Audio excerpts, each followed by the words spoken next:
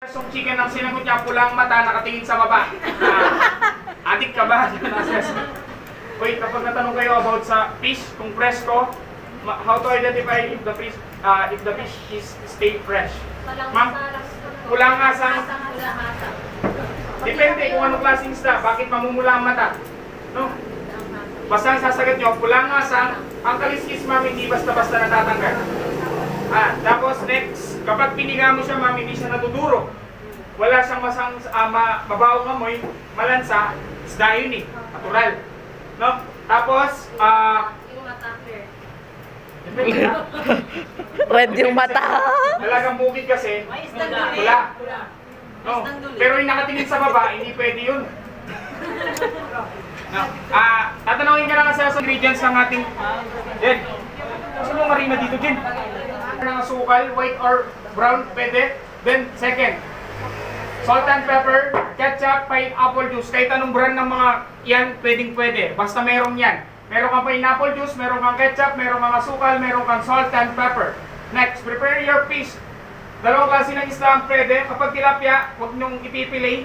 Pwede nyong gamitin ng buo. Kapag dory, kailangan ganito, nakapilay. Dory, ito. Panggasos pa.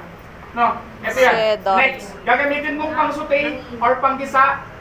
Minced garlic, minced onion, strip bell pepper, strip carrots. Gagamit ka din ng breadings para sa isda. Ngayon, ang tanong ni Assessor.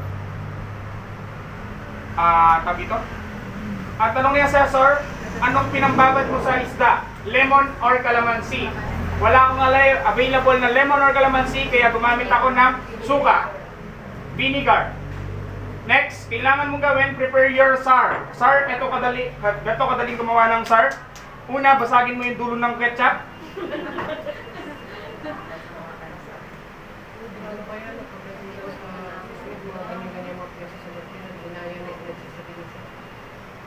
Una, ilagay yung ketchup. Second, pineapple juice.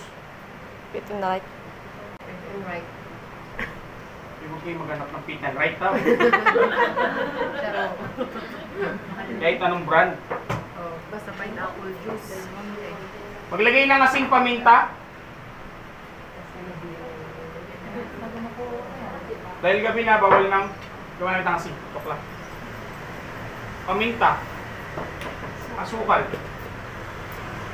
Asukal, adjust kayo ng konti dahil may pineapple juice. Sa pineapple juice, kapag linuluto, tumatamis. Then, stir. Pag sa tingin mong nadurog na yung asukal, saka mo palang pwedeng i-continue sa fish. Stir mo yung fish. Next, salt and pepper.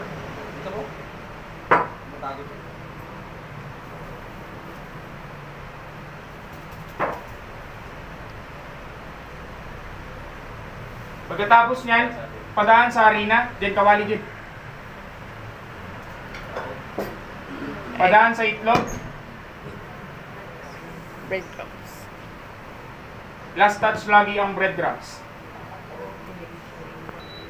Kapag gumagamit ka ng itlog, may tulugan ng mantika, ay breadcrumbs dito sila, sa gagamitin yung kawali. Bakit? Diyan na rin yung magsusute. No?